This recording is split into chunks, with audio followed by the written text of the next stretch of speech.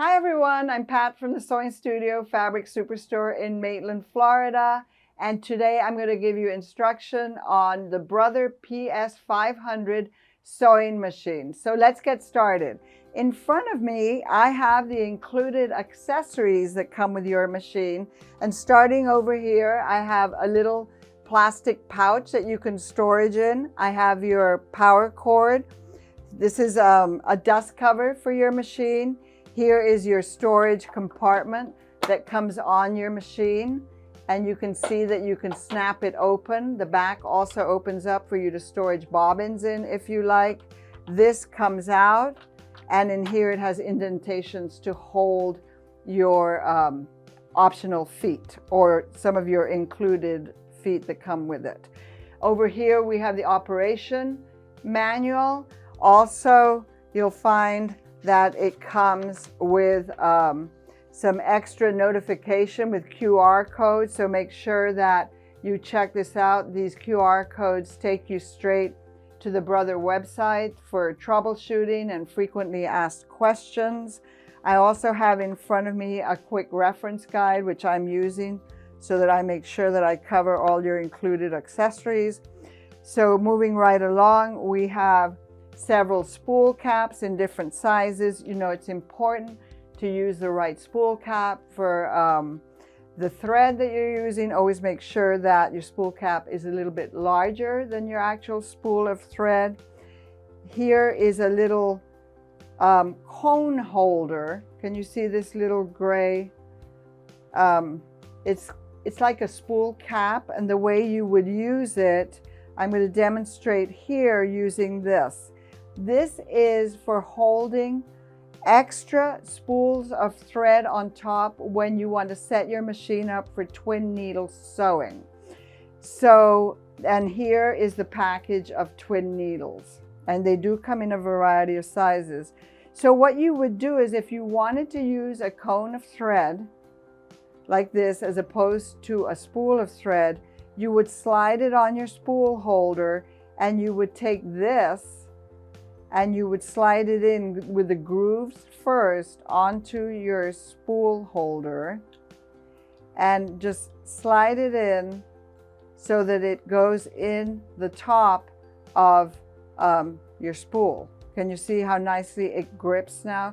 So now I'm going to show you how to attach this to your machine. So let's go over to the machine. This gets attached like this. You snap it on to your bobbin winder here, and then you would turn this out this way, and now you would thread this extra spool thread in the same threading path as you would for your normal threading guide. And then you would take both your threads down to your twin needle, and make sure you do not use your needle thread, or you'll have to thread both your needles manually. Okay. Moving along, the J foot is your general presser foot or the zigzag foot.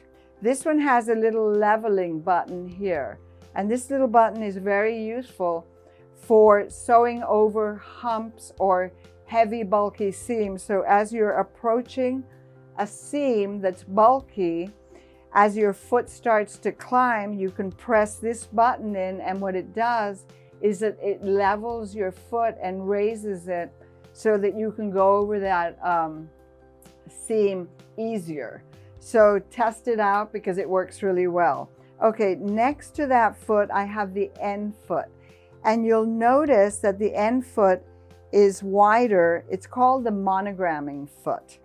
So why is it called the monogramming foot? So if you turn this over, if you turn the foot over, you can see, if you were to compare it to the J foot, that it's grooved out more than your J foot is. And the reason why is because you're going to use this foot, the end foot, when you're stitching your decorative stitches, and as it rides along, or as you stitch along and you're leaving behind your decorative stitches, the groove is riding over those stitches and not dragging on them.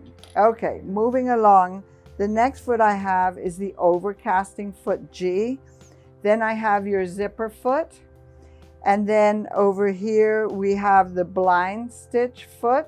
And then I have the M button fitting foot. This is a really cool little foot for attaching buttons or holding the button firm and in place so that you can stitch a button on with your machine. And using the appropriate stitch, I'm going to add that to that. Make sure that you select the appropriate stitch for stitching a button on. And then this is your buttonhole foot. Moving over here, this is your twin needle. These are extra needles, and I have these in front of me. We have, let me just hold these up. Schmetz needles. We get asked a lot, what kind of needles can I use with my machine? So these are Schmetz needles. Any of the Schmetz needles will work for your machine. Just make sure that you get the appropriate one, whether you want a universal point or a stretch point. I also have in front of me, remember these are optional, they're not included. I just want to point out what other needles you can purchase. These are organ needles that we carry also. These are very good.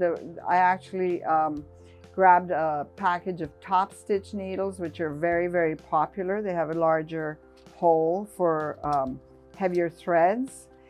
And then finishing up here, we have a little brush to keep your machine clean. Make sure that you always keep your bobbin area clean. You have a mesh for putting over your thread if you're working with thread that's very slippery or troublesome. And then of course you have a couple of, actually it comes with 3 screwdrivers. That is what comes with your machine. So let's move on. So now let's start by winding a bobbin. So I'm going to take my spool of thread. I'm going to put it on my spool holder. I'm going to use a spool cap so that it's nice and tight and grip, and it's a little bit larger than my actual spool. I'm going to make sure that always when you thread your machine, you always want to make sure that your presser foot is up. I'm going to come up here, and there's a little 1 here, and you'll notice that the threading path here, there's a broken line threading path. The broken line indicates the threading for winding your bobbin. So I'm going to swipe over to the right, and then I'm going to come over here and around. There's also a little diagram here to show you which way your thread should go. I'm going to come over to the bobbin, and I'm going to wrap it around a few times. And then if you like, there's actually 2 little grooves on your bobbin holder that have a little blade in them, and so you can slide your thread through there, cut your thread, and it'll stay gripped. And now I'm going to go ahead and slide my bobbin over so that it goes into bobbin winding mode. Now I have 2 options. If I have my foot control plugged in, then I can use my foot control to wind my bobbin. If I don't have my foot control plugged in, I can use my start-stop button over here. What you need to make sure is that if you have your foot control plugged in, you do not touch your start-stop button, otherwise you're going to get an error message. And basically what the machine is telling you is, make up your mind, do you want to use your foot control because you have your foot control plugged in, or do you want to use the start-stop button? So use one or the other, but make sure that you don't press this when you have your foot control and you're using that. Okay, now I'm going to go ahead and I'm using my foot control. I have a speed control here that I can adjust speed also. So once you have put enough thread on your bobbin, you can go ahead and stop. I'm going to go ahead and cut my thread. I'm going to slide it over to the left, take my bobbin, and I'm going to go ahead first of all and thread my machine before I drop my bobbin in the bobbin case. So I'm going to take my thread out of the threading path for winding the bobbin, and I'm going to just pull it out so you can follow me. I'm going to go behind here, down, up, and around. Very, very easy threading path, and it's all numbered. Now remember, whenever you thread a machine, you need to make sure that your presser foot is up, and also that your needle is in the highest position. So this little button here, needle up, needle down, make sure that, and if you're not sure if your needle is in the highest position, just press it and press it again and bring it up to the highest position. That way your needle threader will work every time. Okay, so now I'm down here by the needle. There's a little hook on top of your needle. Sometimes if you need a little bit of tension, what I do is I grip the thread up here. You're going to slide it behind that little hook, and then I'm going to guide it up to the left of your needle. You'll see your needle threader says number 7. So that's number 7 in your threading path. So I'm going to take my thread and I'm going to put it up here, and I'm going to slide it into the number 7 groove, and then swipe it. On the side is my thread cutter. And now my needle threader is over here, and I'm going to bring it down and snap it, and my needle is threaded. So very, very easy. Make sure always, I'm going to repeat this because it's very important, that if you want your needle threader to work every time, always make sure that your needle is in the highest position, and it will work every time. Okay, so now let's go ahead and drop our bobbin in. So what I'm going to do, there's a little diagram to the right of the opening where you put your bobbin in that shows you how your thread should be coming off your bobbin. So you want your thread kind of like a P. So now I'm going to take it, I'm going to drop it in here, and I'm going to go behind this little tongue, and I'm going to go up the hill in that little groove and down, and in here there's a little thread cutter. So just like that, my thread is cut, and cover it, snap it in. This little slider here releases your bobbin case cover when you want to take your bobbin out. Now you'll notice that I don't have my foot in here. That's because I wanted to show you how to put your foot on. There's a little bar, so your machine needs to drop down and snap onto that little bar. So I'm going to position my foot, and then I'm going to drop the little bar, and just like that it snaps on and my presser foot is on. So now I'm going to show you how to remove the throat plate so that you can clean and service your bobbin case down below. So the first thing that we're going to do is we're going to press the little black button on the back, and your foot is going to drop off. So let's put that out of the way. The next thing we want to do is we're going to use this screwdriver, and we're going to loosen and remove the shank that holds your foot. So we're going to remove that. The next thing I'm going to do is I am going to take this off. I'm going to take my bobbin out, and then I'm going to use this screwdriver to remove or to loosen and take out the 2 screws that are in here. In this case, I have already taken them out and I have them over here. So this is the screwdriver you would use for that.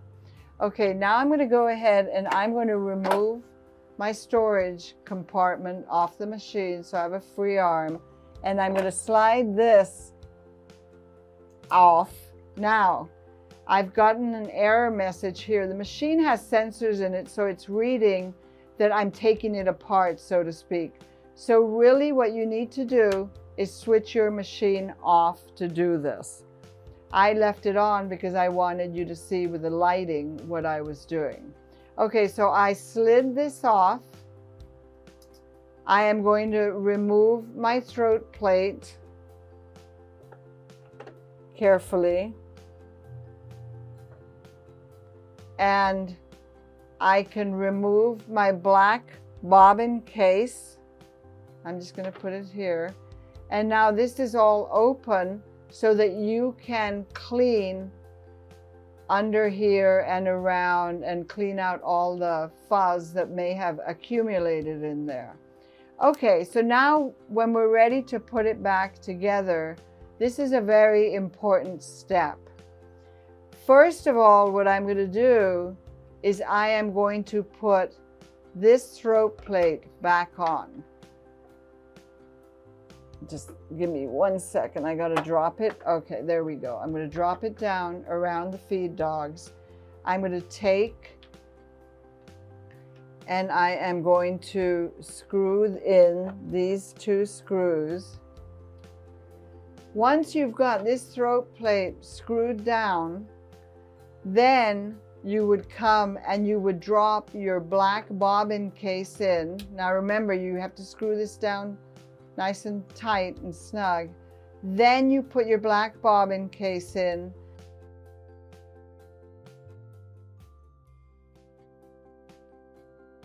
Then you would slide this back on and lock it into place, and then you would put your bobbin back in and your cover back on.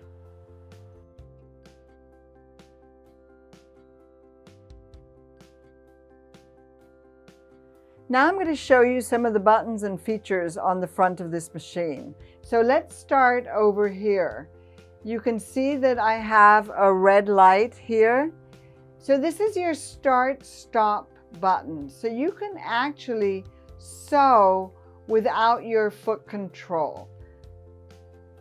When I lower my presser foot, when I'm ready to sew, if I lower my presser foot, you can see that my light turns green. So now I could just press that button and the machine would start to sew. Now what you need to be aware of is that if you're not going to use your foot control, which I don't, you can see I don't have it plugged in because I'm using my start-stop button. So how do you control the speed when you're using a start-stop button? You can control it over here. So your medium speed would be set there. If you want to go a little bit faster, you can use your slider here. So make sure that you are aware of that. If you've never used a start-stop button before, I would start by slowing it right down here. So let's move on. I'm going to go ahead and raise my presser foot. You can see now the light is red. The next button coming up here is my reverse. So that's when you start or finish a seam, you can press that and the machine will reverse. The next one on top is a locking or reinforcement stitch button. This is a great reinforcement for quilters if you don't want the reverse. Moving over to the right here, I have my needle up, needle down. When you have this on your machine, that button, it really makes using your wheel over here obsolete, because normally you would turn your wheel to raise your needle. But in this case, all I need to do is press that button, it'll raise to the highest position, touch it again, and it'll drop. This one here is your thread cutter. So when you finished a seam and you touch that, it's actually going to pull your top thread down and it's going to cut your bobbin thread and your top thread at the same time. So it's a big time saver. So moving over this way, we get to the screen. You can see we have a little LCD screen with numbers and letters in it. So starting over here, it's telling you that there's a little picture of a foot. Depending on what stitch you select, it's going to tell you what's the best foot to use for that stitch. Over here we have a single or repeat sewing. There's a little heart with half a heart selected here. If you look further down here, you see the same little heart. So what this does is that, say I was to select one of my decorative stitches, there's lots of little really pretty ones like a little alligator. So if I wanted to just stitch out one alligator and not continuous alligators, I could select this after I've selected my alligator stitch, and it would show one heart. That means it's going to sew one pattern or one alligator. If I touch it again and a heart and a half appears up here, it means that it's going to stitch the alligator continuously. So a really nice feature to have, especially for using with your decorative stitches. Okay, so moving along here, we have a needle. This is where you can select whether you want, or what the machine is set for, I should say. Where you do the selection is down here. So you can tell the machine that you want to start by selecting the buttons here. You want the machine to be in left needle position or center needle position. So if I touch this, can you see that my needle moved over to the left? So I would be stitching in left needle position, or I can touch it again and the needle moves over to the center. So this is an indicator of what I've selected here. The next little button down, when I touch this, you can see that the little line or surface drops down. So now I've told the machine that when I finish sewing, I want it to stop with the needle up position. If I want the machine to stop in a needle down position, I can select that, and you can see that the fabric or the line moves up. So I've told it I want it to stop in the needle down position. In other words, you're selecting your features that you want for your sewing project, and the machine is indicating to me up here what settings I have selected. So let's move over here, and you can see that there's a series of lots of little squares. That is indicating that I'm in my basic utility stitch screen. So if what they've done here is they have put on the front here your basic everyday sewing stitches. Left needle position with a reinforcing stitch, left needle position with a locking stitch, center needle position with reinforcement, center needle with a locking stitch. I've got the zigzag stitches. So your basic everyday utility stitches. Because remember, this machine has a lot of different stitches, buttonholes, decorative stitching, and alphabets. But for everyday sewing, you're probably going to be on here. And to let the machine know what stitch I want to use, if I want to select one of these, I would touch this button and this would light up. Can you see that up here? This reflects this here. So now if I touch stitch number 8, it comes selected and it will stitch stitch number 8, which is a small, like a stretch zigzag. If I wanted to stitch a zigzag, I could select stitch 6. So easy access to everyday utility stitches. Now, moving along the bottom here, this is my width selector, and this is my length selector. Can you see that these two are exactly underneath where the little window is indicating width, and these two are underneath the little window that's indicating length. So if I have stitch number 6 selected here, which is what I have, and I want to adjust the width of my zigzag, I would touch plus. And can you see how the 3.5 changed to 4? So I've made my stitch wider. If I want to make it narrower, I would touch the minus. So this is width. This one here, plus, is length. So I'm lengthening it and shortening it. So very easy to use. So moving along, I'm going to start by coming down this side of the front of my machine. We talked about the basic utility stitches here. By the way, this here I'll cover a little bit later on. To the right of the little squares there's like a little pocket with an arrow coming out. That's for retrieving stitches out of my memory pocket. So coming down one square to the left, I have a straight stitch, a zigzag, and a buttonhole. So if I was to select that, what I'm telling the machine is that I want to select stitches off this panel up here. We're going to move up and away from the basic utility stitches that are on the front of the machine. So here, moving along here, you can see that I have a square here that's a straight stitch, a zigzag, and a buttonhole, which is what I just selected on my main screen. But while I'm up here, I want to show you that there's another panel, so to speak, here, or category, that has like a little vine, and the numbers start with 01, as do these over here.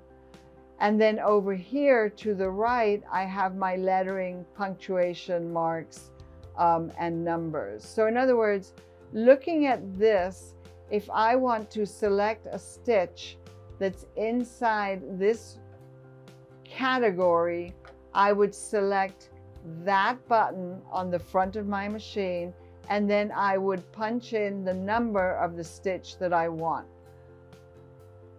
If I wanted a decorative stitch like stars or the little alligator, I would select the little vine and then punch in the number I want. So let's go ahead and do that. So I'm going to select this, and then I'm going to tell it that I want to do stitch number 13. So now the machine is ready to stitch out number 13. And you can see here that on my screen, it's changed from the little squares. Remember, I had a series of little squares here that indicated that the machine was in the setting mode for just basic utility stitches.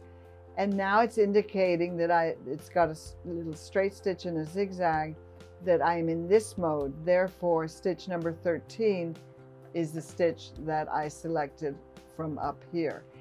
Now, another thing, the stitches that are up here in this first category that I just selected, you'll notice that some of them have P's and Q's and S's by them.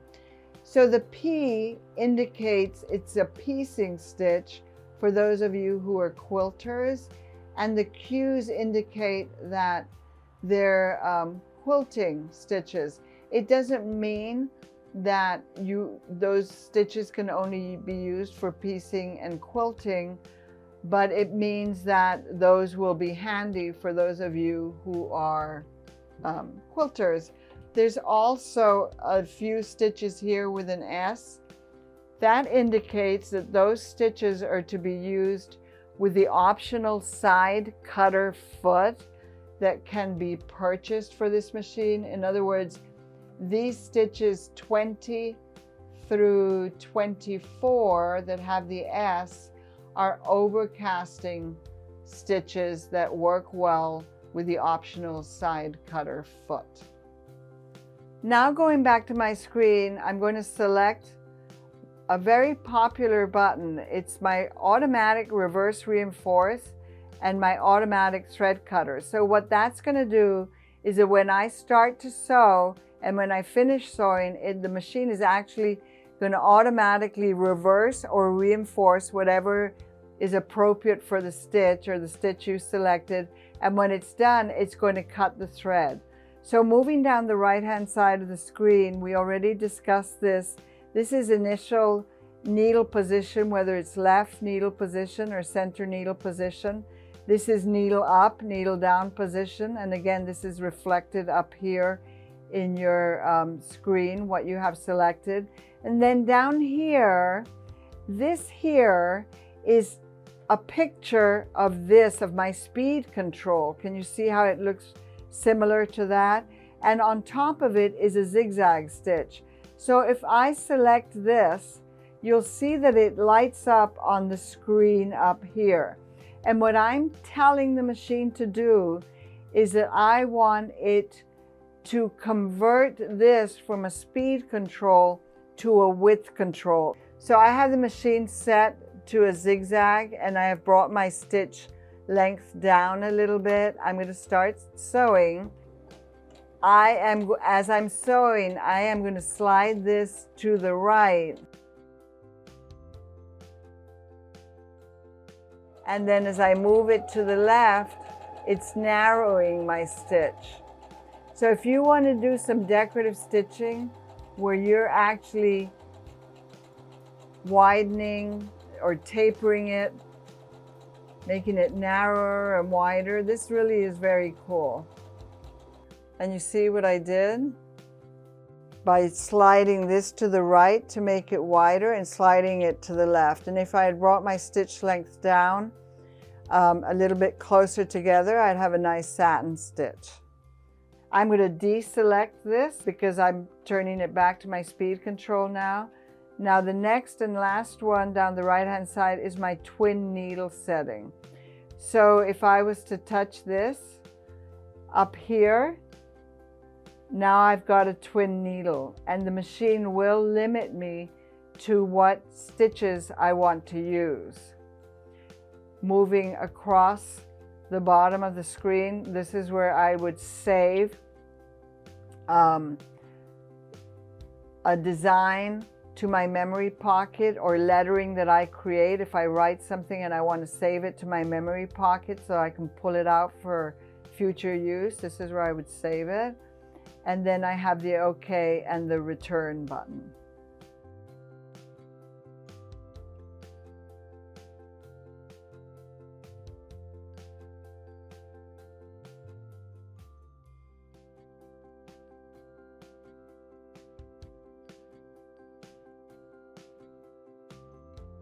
Now I'm going to show you how to make a buttonhole using your buttonhole foot.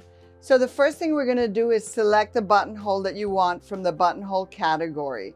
So I'm going to select the buttonhole category here, and I'm going to select buttonhole number 59. So next I'm going to take my button, which is this little yellow button, and I'm going to use my buttonhole foot. So I'm going to open it up, slide it open, insert your button in the back of the foot, and slide that back down so that it clasps your button. Next, I'm going to take and I'm going to put my buttonhole foot underneath, and I'm going to clamp it on to my machine. So now it's snapped on.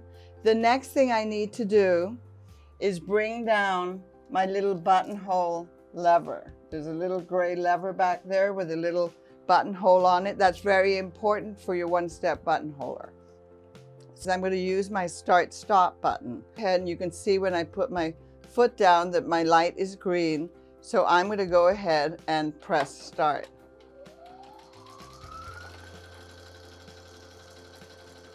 Remember, you can control your speed with your speed control here.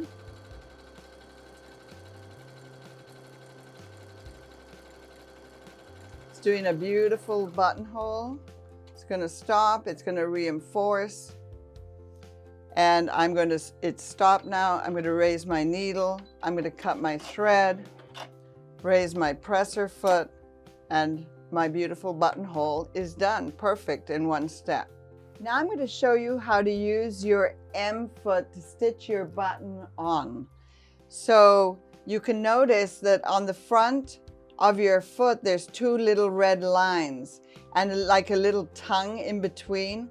Those two little red lines need to line up with the holes on your button, and the little tongue in the center needs to be positioned between the two holes on your button. So the first thing I'm going to do is I'm going to put my foot on. So I'm going to lift my presser foot a little bit, and I'm going to snap my foot on. You need to hear that little click. So now I know it's on. Next thing I'm going to do is select the stitch that I'm going to use to stitch the button on, and it happens to be at the end of the buttonhole category. It's stitch number 68. It shows a little picture of a button with some stitching. So I'm going to come over here, select my category, and select number 68. Okay, so now I'm going to take my button and I am going to slide it between, let's see if you can see, on top of the little fork, so to speak, and I'm going to place it so that the little tongue is between the holes of the button and my red lines line up. And I think that I've done a pretty good job. So I'm going to go ahead and put my presser foot down. And next I am going to test by hand, because I want to make sure that my needle is not going to hit the button. So you see now I have a little bit of an obstruction. So I'm just going to lift my needle and I'm going to move my button a little bit. You can also do this. You can place your button in your foot before you put the foot on the machine. Sometimes it's a little easier to do that. There we go. Okay. And usually when you get one side, see how now my needle is going down? It just takes a second, but it's worth it if you have to sew a lot of buttons on. So now very carefully, okay. Once one side lines up and you have the button straight, the other side usually lines up. And you can see that what's happening is that that little shank in the middle between the two holes is actually creating kind of like a thread shank. Okay, so I know I'm playing it safe here. I know that I have cleared and I'm going into the holes of the button. So the next thing I'm going to do is I'm going to slow my machine down, because I'm not using my foot control. I'm using my start stop button, and I don't want to start and have the machine sew at a very fast speed. So I'm going to go ahead and very gingerly press, and you see how nice that is. Once you've done, it stops automatically when it's done enough strokes across. I'm just going to use my thread cutter. It's going to cut my thread. Lift your presser foot and your button is stitched on.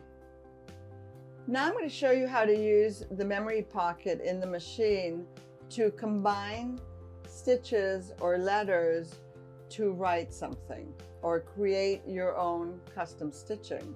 So I'm going to come over to the screen or the category up here on my lid that has the letter A.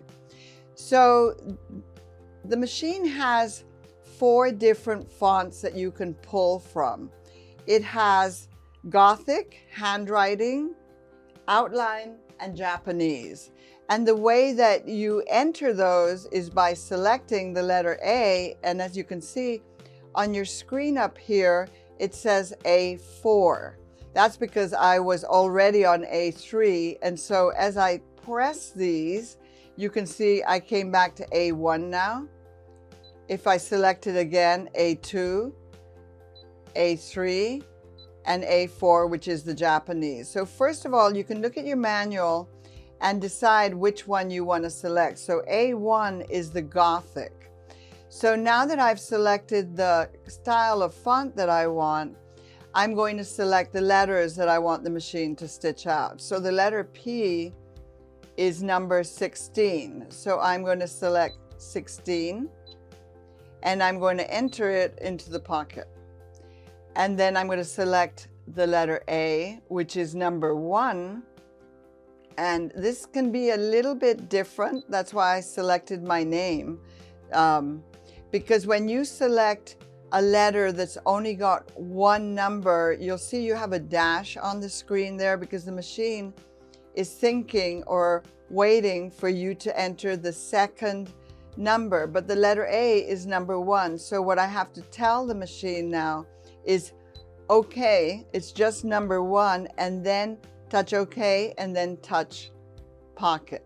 So now you can see it's entered number 1. Now, as I'm going along, if I had put in a letter incorrectly, I could use my arrow back to delete the last letter that I put in. So also, as I'm moving along, I want to point out here that as I'm entering letters, my numbers are going up. So right now, on top of total, it's telling me you have a total of 2 letters in the pocket so far, and I'm on position 2. If I wanted to delete the last letter, I could select this, which is the clear, and now it's taken me back to position 1, which was the first letter, and I only have 1 letter in the pocket. So now I'm going to re-enter the letter A because I went back and deleted it, and I'm going to do that by selecting 1 and then OK and then pocket, and I'm back to a total of 2. So then the next letter I want to enter is the letter T, which is number 20, and I'm going to enter that. Okay, so now I'm up to 3 letters, P-A-T. Now the other thing that you can do, there's up here, I'm going to use my pointer here, you can see that I have the word check. So if I want to check what I just did, I can touch the minus sign here, and it takes me back to number 2, and it's telling me number 2 is 1, which is the letter A, and then position 1, which is my first letter, was 16. So I can check myself here what I've entered. So I'm going to go back to number 1, and I am going to go ahead. I already have a piece of fabric underneath my foot. So I'm going to go ahead and stitch that out, but I'm going to point out one more thing while I'm on this screen. Can you see here that I have selected this button? And it's not letting me do it now because I've already entered my memory. But can you see that I have here the reverse reinforce? So when it finishes stitching my name, I want it to automatically reverse reinforce. And I also want it to cut. Can you see now that I touched that? So now I'm going to go ahead and press start. And it's going to start stitching. The position is changing as it's moving from letter to letter. It's stopping, it's reinforcing, and it's cutting. So now all I need to do is lift my presser foot, and I am going to trim the little jump stitches, and you can see that my name Pat is written. You can also use this memory pocket to combine your decorative stitches, your little alligators or your flowers. So it's really easy to do, so I encourage you to try that. Now I want to show you how to use the twin needle on your machine. But before I do that, I do want to encourage you to use your manual that comes with your machine and look at your stitch setting chart, because this chart will tell you what your stitches work for. It'll also tell you what the applications are, what foot you should use. But there is a column here that says twin needle, and as you go down through the stitches, it'll tell you what foot to use and whether it's okay to use your twin needle setting. So let's go ahead and get started. I have the machine set up already, threaded for a twin needle. I've used the spool holder up here that I talked about when I showed you the accessories that come with the machine. You thread each thread individually and thread the needle. Remember not to use your needle threader. You need to thread your needles manually. And then once you have this set up, first of all, I'm going to start off with just a straight stitch. So I'm going to go ahead and come over to my screen, and I'm going to select this, and I'm just going to select stitch number 3. Now you'll see too, I want to point this out again, I have selected, I leave this on most of the time. I've selected my reverse reinforce and my thread cutting because I like the machine to reinforce when it's done and to cut my thread. Okay, so I'm going to go ahead. I have straight stitch selected. I have my machine threaded. I like to double check everything's good. I've got my presser foot down. I'm going to go ahead and press start. Now, did you see how it automatically reversed? If I want to stop, if I want it to reverse because I finished my seam, I can touch that. And then it went ahead and cut my thread. So let me see what we have here. Very, very nice. So that's a straight stitch with a twin needle using your reverse, automatic reverse and thread cutting. Now we're going to try a different stitch. So the stitch that I'm going to try is number 44 off my first category. So I'm going to select here and I'm going to select stitch number 44. And I am going to go ahead and press start. This is like a little decorative zigzag stitch. Now again, I'm not using my foot control, I'm using my start stop button. So when you're doing this kind of thing, remember you can use your speed control here to control it. This is a very, very pretty stitch.